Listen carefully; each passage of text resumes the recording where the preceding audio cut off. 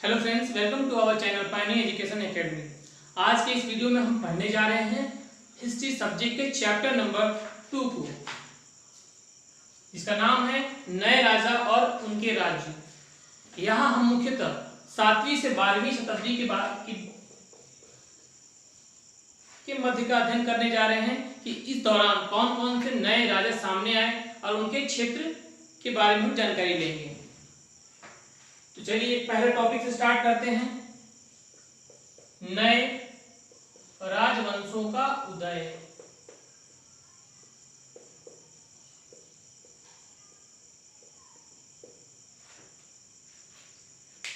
पिछले वीडियोज में हमने देखा था कि सातवाहन काल से जो भूमि अनुदान की प्रथा थी उसकी शुरुआत हो चुकी थी।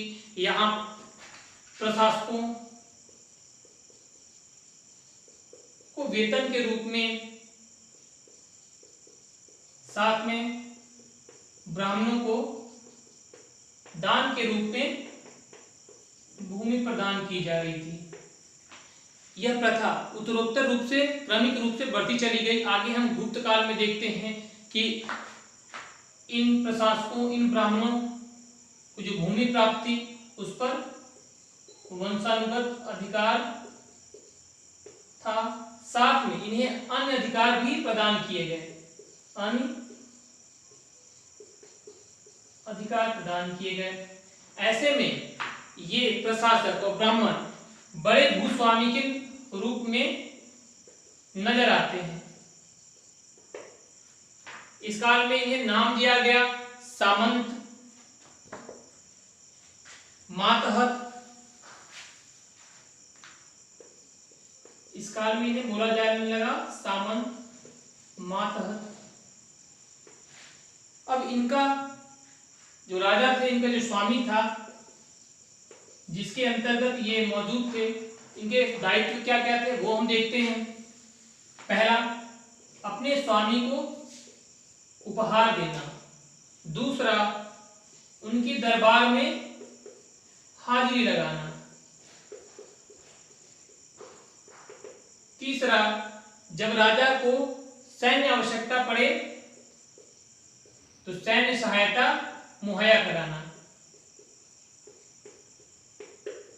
ये इन प्रकार के दायित्व थे इन सामंतों और मातहतों के राजा के प्रति, अपने स्वामी के प्रति। लेकिन समय के साथ इनके पास यदि संपदा और सत्ता में वृद्धि हो जाती तो ये अपने आप को महासामंत के रूप में घोषित करते कि हम अब सामंत नहीं अपितु महासामंत हैं, यानी सामंतों के सामंत या महामंडलेश्वर। यदि इनकी स्थिति और सुदृढ़ होती तो कभी कभी ऐसा होता कि ये स्वयं को राजा या अपने स्वामी से स्वतंत्र घोषित कर देते या घोषणा कर देते थे कि अब हम किसी के अधीन नहीं हैं, हम किसी की आज्ञा मानने के लिए बाध्य नहीं, हम स्वयं एक स्वतंत्र शासक के रूप में स्थापित हो चुके हैं, विकसित हो चुके हैं। तो इसके हम एग्जाम्पल भी देखते हैं, जैसे राष्ट्रकूट वंश के बारे में, राष्ट्रकूट राजवंश के बारे में हम देखते हैं। यहां पर ये कर्नाटक के चालुक्य थे, इनके सामंत हुआ करते थे।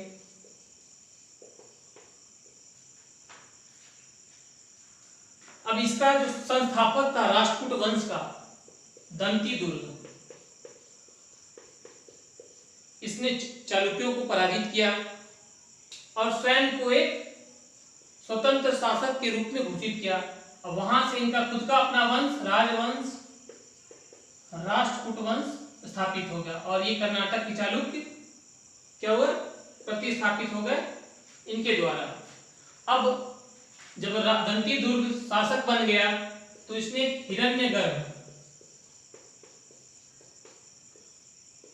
हिरण्यगर्भ नामक एक अनुष्ठान कराया। अब इस अनुष्ठान का प्रयोजन, उद्देश्य क्या था वो हम देखते हैं। इससे मुख्यतः जो जन्मजात क्षत्रिय नहीं होते वे स्वयं को क्षत्रिय वंश के रूप में स्थापित कर लेते थे। तात्पर्य इसका यह है कि जो भी व्यक्ति हिरण्यगर्भ अनुष्ठान कर लेता था वह क्षत्रिय के रूप में स्थापित हो जाता, यानी वह स्वयं को क्षत्रिय घोषित कर सकता था। अब हम कुछ और उदाहरण देखेंगे जिन्होंने अपने सैन्य कौशल के दम पर सत्ता स्थापित की है और अपने को एक राजवंश के रूप में स्थापित किया। ये क्षत्रिय नहीं थे, यानी इन्हें जो शासन का अधिकार मिला वो उनके सैन्य कौशल से था। तो हम ये देख लेते हैं कौन कौन से दो व्यक्ति थे, कदम्ब मयूर शर्मन और गुर्जर प्रतिहार हरिचंद्र।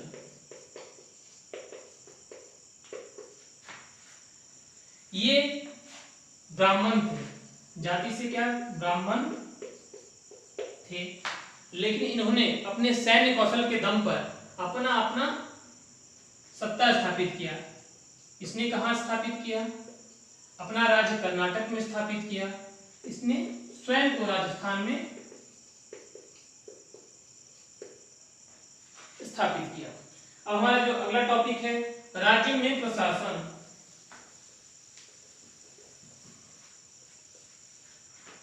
राज्यों में प्रशासन। इस काल के जो प्रशासन का सर्वोच्च मुखिया था वह राजा था। अपने आप को राजा ने इस काल तक आते आते महाराजाधिराज की उपाधि से संबोधित किया है, यानी वह स्वयं को महाराजाधिराज घोषित करने लगा, यानी मैं अब राजाओं का राजा हूं, राजाओं का राजा या और त्रिभुवन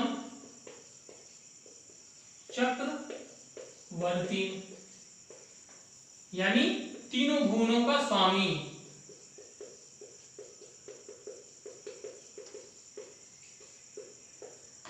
तीनों लोकों का स्वामी हूं।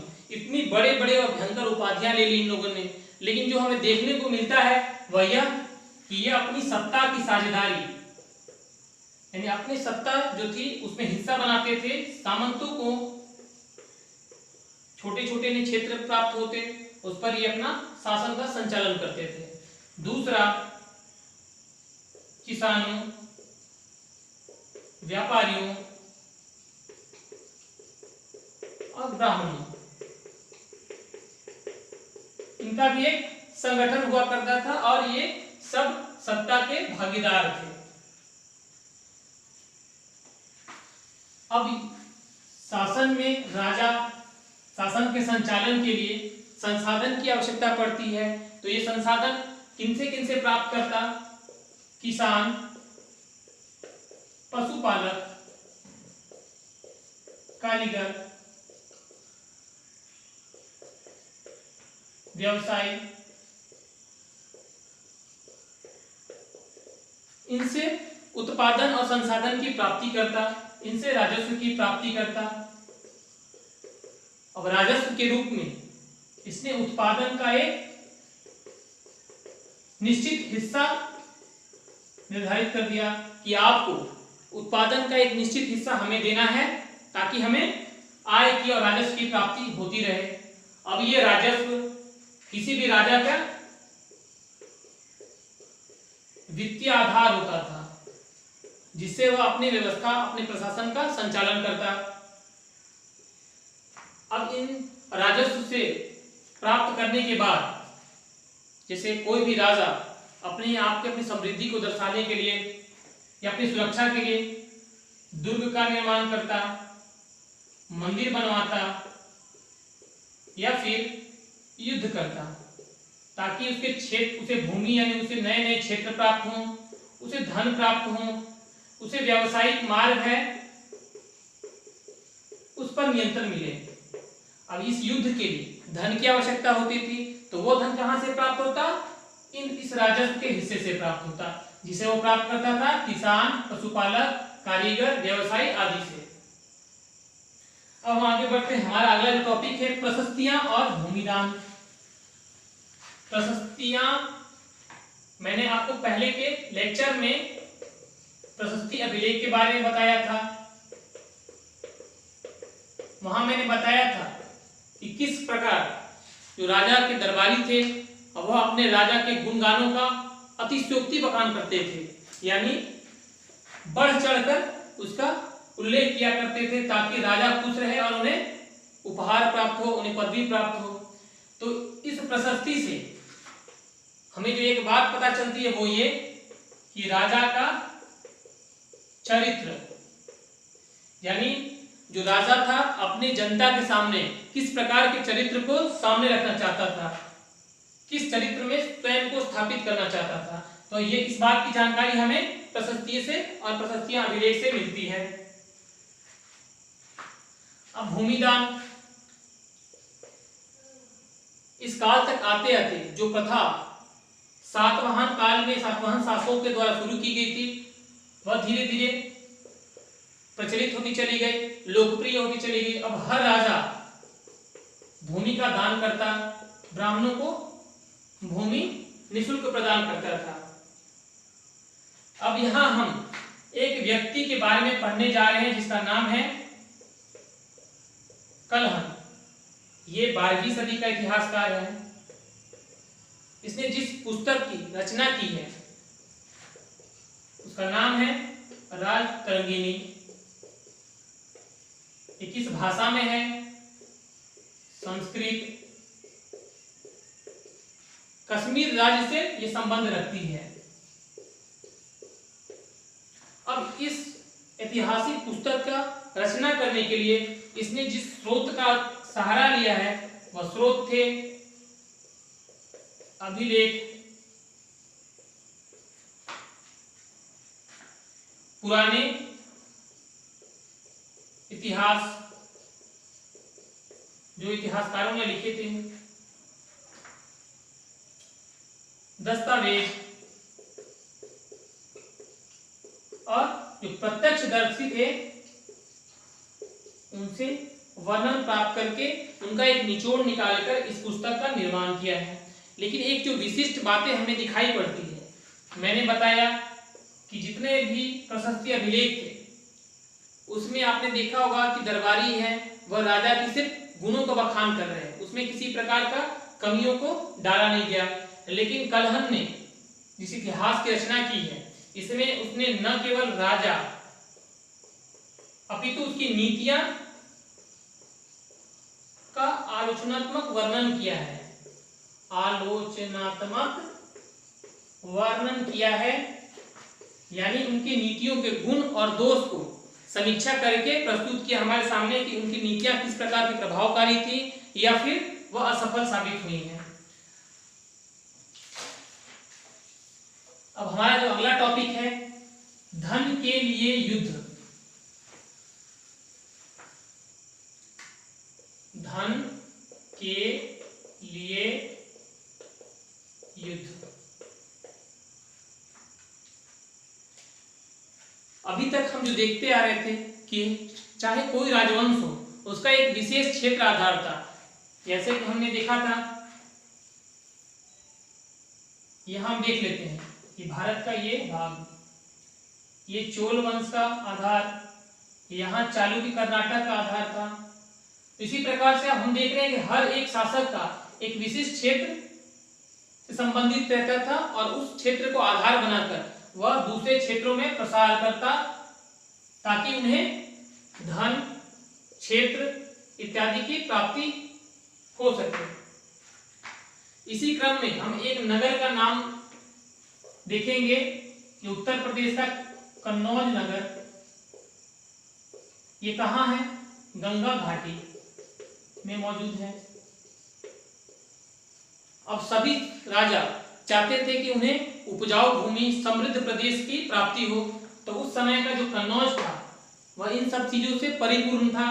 अतः इस पर नियंत्रण के लिए यहाँ के गुज्जर प्रतिहार, पाल और राष्ट्रकूट, इन तीनों में त्रिपक्षीय संघर्ष चला ताकि वो कन्नौज पर नियंत्रण कर लें।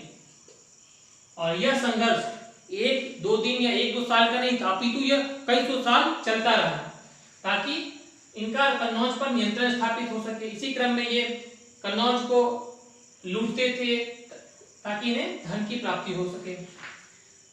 अब एक और हम चीज देखते हैं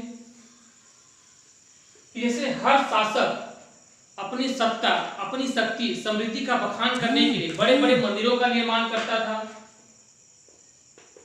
मंदिरों का निर्माण करता है। ऐसे में ये मंदिर धन संचय का एक महत्वपूर्ण स्रोत बन गए थे, यानी यहाँ पर बहुमूल्य संसाधन धन का संग्रह होने लगा था। ऐसे में जितने भी आक्रमणकारी थे उनके लिए एक ये अच्छा लक्ष्य साबित हो गया। उनका लक्ष्य होता था कि मंदिरों पर हमें आक्रमण करके यहाँ से लूट करनी है ताकि हमें अच्छे खासे धन और संपदा प्राप्त हो सके। तो हम सब, आप लोगों ने शायद महमूद गजनवी का नाम सुना होगा। यह शासक मध्य एशिया का शासक था जो भारतीय उपमहाद्वीप पर लगातार आक्रमण करता था मंदिरों पर और वहां से लूट इकट्ठा करता, लूट का माल, और लूट का माल लेकर वापस अपने प्रदेश लौट जाता। तो इसने लगभग 17 बार हमारे भारत पर आक्रमण किया। और गुजरात का जो सोमनाथ मंदिर है इस पर भी इसने आक्रमण किया, यहां से धन संपदा को लूटा। इस धन संपदा से इसने अपने जो राजधानी थे उसका निर्माण किया है, उसे विकसित किया है। इसी क्रम में हम एक और शासक के बारे में जानते हैं, चहमान वंश का शासक जो लोकप्रिय रूप में चौहान वंश से भी जाने जाते हैं। इनका जो क्षेत्र था जिस पर इनका नियंत्रण था वो था दिल्ली और अजमेर के आसपास का क्षेत्र। अब इसमें इस वंश में एक महान शासक आपको दिखाई पड़ता है, पृथ्वीराज तृतीय। इसने चौहान वंश की गरिमा को विकास के मार्ग पर पहुंचाया, उसे एक समृद्धि, एक ख्याति प्राप्त करवाई।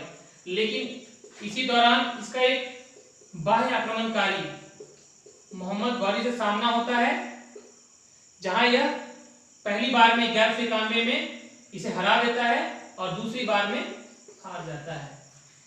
तो चलिए हम आगे बढ़ते हैं। अब हम अगला हमारा जो टॉपिक है चोल राज नजदीक से एक नजर, चोल राज्य के बारे में हम पढ़ने जा रहे हैं। तो चोल राज्य की स्थापना कैसे हुई, इसकी शुरुआत कैसे कैसे हुई वो हम देखते हैं। तो कावेरी डेल्टा के पास मुट्रियार नाम के एक मुखिया का परिवार का एक सप्ताह स्थापित था। किसका था? मुट्रियार। ये था मुखियाओं का एक परिवार था जिसका शासन चलता था कावेरी डेल्टा के पास। अब यहां पर आक्रमण किया 9वीं सदी में विजयालय ने, जो उरैयार के पास में इनके जो प्राचीन चोल वंश के परिवार था वहां के शासक यहाँ शासन करते थे उरैयार के पास में। इसने मुट्रियार वंश पर आक्रमण किया, इसे पराजित करके यहाँ पर तंजावुर नामक शहर स्थापित किया। साथ में निशुंभ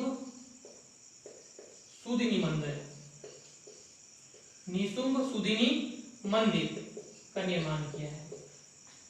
अब इसके जो आगे के आने वाले शासक थे उन्होंने निरंतर अपने क्षेत्र का विस्तार किया और चोल साम्राज्य को ख्याति प्राप्त कराई। इसके जो दक्षिण में पांड्य थे उन्हें पराजित किया, उत्तर में पल्लव थे उन्हें पराजित किया और इन सबको पराजित करके चोल साम्राज्य की सीमा का विस्तार करते चले गए।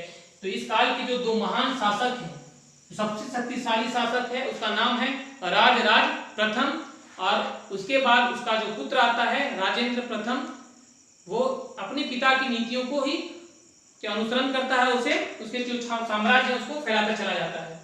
इसी क्रम में न सिर्फ भारतीय उपमहाद्वीप का अपितु श्रीलंका और दक्षिण पूर्व एशिया का जो क्षेत्र है इस पर भी ये इनके क्षेत्र का इसके साम्राज्य का विस्तार हो जाता है। अब हमारा जो अगला टॉपिक है इसी का क्रम में भव्य मंदिर और कांस्य मूर्ति कला। मंदिर और मूर्ति कला,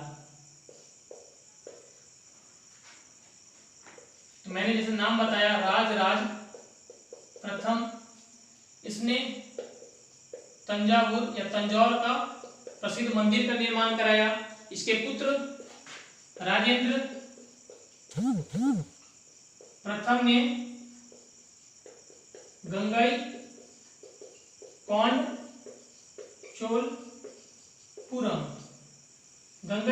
चोलपुरम मंदिर का निर्माण किया। अब ये मंदिर स्थापत्य और मूर्ति कला की दृष्टि से काफी समृद्ध थे। आज भी हम यदि जाते हैं इन शहरों में, हमें तंजौर का जो मंदिर प्राप्त होता है इसकी भव्यता है वो देखते ही बनती है। हम इसे देखते हैं कि किस प्रकार से इन्होंने उत्कृष्ट कला का प्रदर्शन किया है। इसी क्रम में एक इतिहासकार ने कहा है कि चोल हैं वो राक्षसों की तरह सोचते हैं और जौहरियों की तरह निर्माण का कार्य करते हैं। अब ये मंदिर, इनका जो संचालन था, इनके लिए खर्च की आवश्यकता थी, जिनका व्यय था उसकी पूर्ति कैसे होती है वो हम देखते हैं। शासक और अन्य लोग इसे भूमि का दान करते थे कि इस भूमि से जो भी उपज होगी उससे इस मंदिर के कार्यों का संचालन होगा। तब इस उपज से जो मंदिर के विशेषज्ञ थे उनके जीविका का निर्वहन होता था। तो इस जो विशेषज्ञ हैं उसमें मंदिर के पुरोहित, मालाकार, ये लोग तो आते ही थे, साथ में नर्तक, संगीतकार, शिल्पकार मौजूद थे। ऐसे में ये इनके जो मंदिर थे हमें सिर्फ वो धार्मिक एक परिप्रेक्ष्य के रूप में नहीं दिखाई देते हैं, अपितु इसके अतिरिक्त हमें जो मंदिर हैं वो दिखाई देंगे। ये मंदिर अब जो इसके आसपास बस्तियों का निर्माण हो गया और ये बस्ती के केंद्र के रूप में विकसित होने लगे। दूसरा, अब यहाँ नए नए शिल्प कलाओं का विकास होता चला गया, क्योंकि यह शिल्पकारों का एक अड्डा बन गया, यहाँ शिल्पकार एकत्रित होने लगे। तो शिल्प कला के केंद्र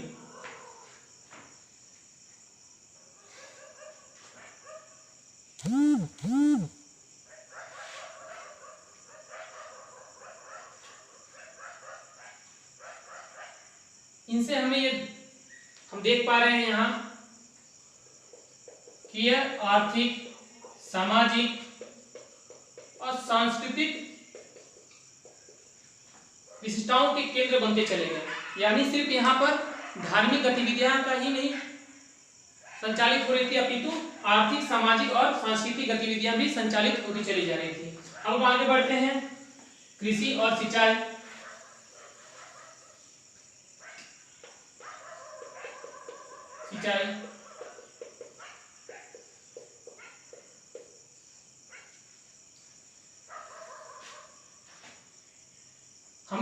हम लोगों ने देखा कि कावेरी नदी मौजूद थी।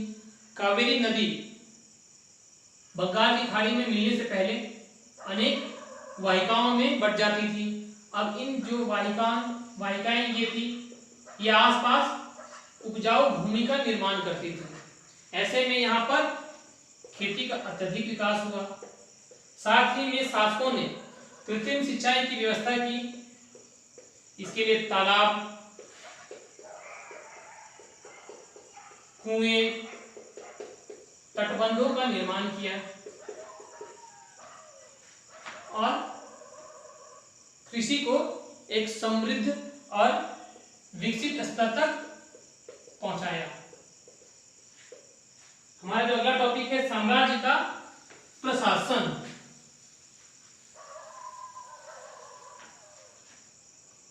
साम्राज्य का प्रशासन। यहां हम प्रशासन की सबसे छोटी इकाई पूर्व को देखते हैं। यह किसानों की आम सभा थी।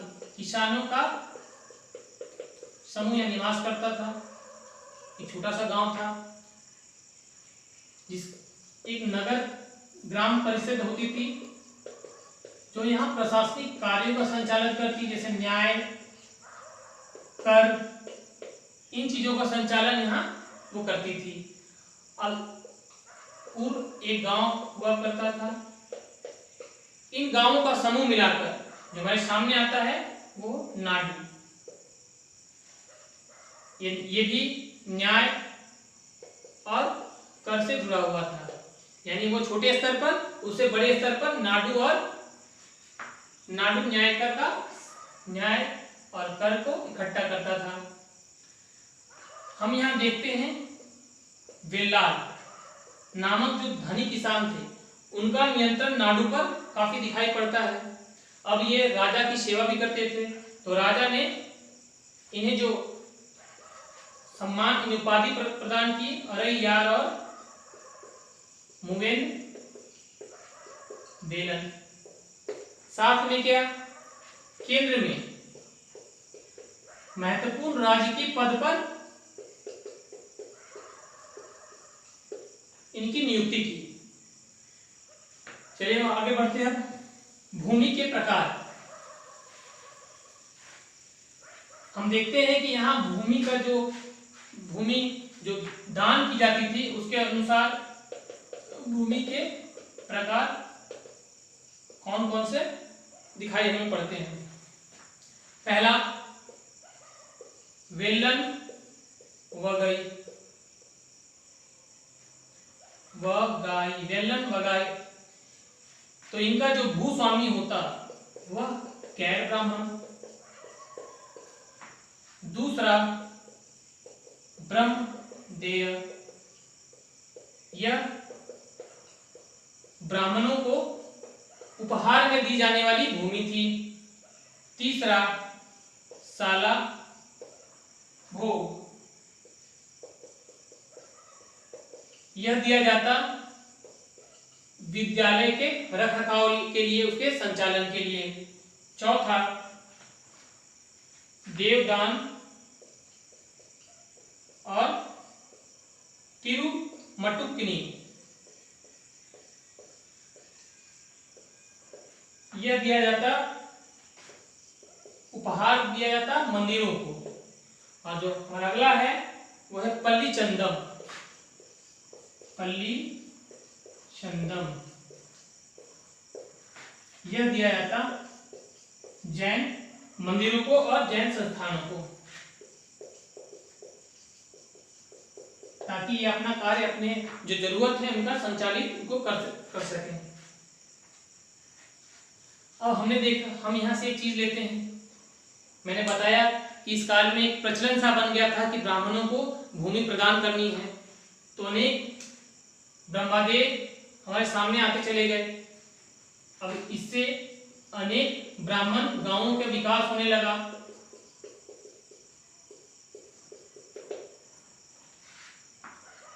तो प्रत्येक ब्रह्मदेव उसके संचालन के लिए एक सभा मौजूद हुआ करता था।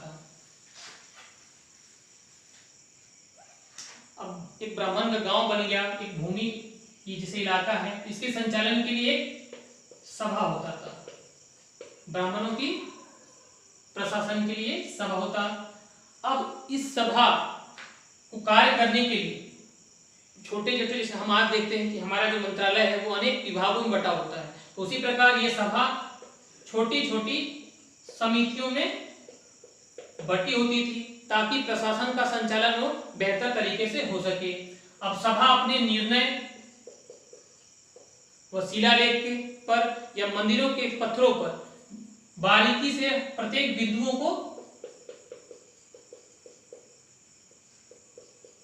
स्पष्ट करते हुए खुदवा देती थी, उल्लेखित करवाती थी, ताकि जो संचालन, जो प्रशासन है उसका संचालन बेहतर तरीके से हो सके।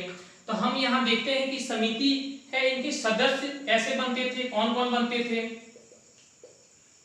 तो इनके जो सदस्य थे उनका निर्वाचन होता, इसके लिए लॉटरी पद्धति का सहारा लिया जाता था। अब जो इसके अंतर्गत हम देखते हैं क्या होता था, तो जो भी योग्य सदस्य हुआ करते थे उनका नाम एक लिखकर मिट्टी के घड़े में डाल दिया जाता और फिर उसमें से एक अबोध बालक को बोला जाता था कि तुम इस पात्र में हाथ डालकर किसी एक जो चिट्ठी है उसको बाहर निकालो, और उस पर जो नाम लिखा होता वही उस समिति का सदस्य निर्वाचित होता था। अब हम देखते हैं कि इसके सदस्य बनने के लिए जो योग्यता थी वह कौन कौन सी थी। तो इसका उल्लेख हमें उत्तर मेरूर के अभिलेख में मिलता है। उत्तर मेरूर अभिलेख में पहला, वैसी भूमि का स्वामित्व होगा जिससे राज्य को राजस्व का भुगतान किया जाता हो। अपना घर होगा, वेदों का ज्ञान होना चाहिए, आयु 35 से 70 वर्ष के बीच होना चाहिए, प्रशासनिक मामलों की जानकारी प्लस ईमानदार होना चाहिए। अपना आय विवरण दीजिए, साथ में उन्हें अपने संबंधित थे उनके खातों की भी जानकारी देने होते थी, जैसा कि हम आज देखते हैं। उसके बाद पिछले 3 वर्षों से किसी समिति का सदस्य नहीं हो, यानी ये चाहते थे कि जो प्रशासन है उसमें लोकतांत्रिकरण बना रहे, कोई एक पद पर व्यक्ति लगातार लंबे समय तक स्थापित न हो और एक चक्रीय पद्धति मौजूद हो कि समय समय पर सभी लोगों को इस बात के मौका मिलते रहे। तो जो 3 वर्षों से किसी समिति का सदस्य नहीं होता था वह इसके लिए योग्य होता था कि हाँ आप समिति के निर्वाचन के लिए अपना नाम लिख सकते हो, अंकित करा सकते हो। ये तो था ग्रामीण क्षेत्रों में। अब हम देखते हैं नगरम के बारे में। नगरम यह व्यापारियों का संगठन था। इसका जो कार्य था वह शहर में प्रशासन का संचालन करना था। तो इस प्रकार से हमारा जो टॉपिक है वो यहाँ समाप्त होता है। अब हम जो हमारा अगला चैप्टर हो नेक्स्ट वीडियो में पढ़ेंगे। Thanks, have a nice day.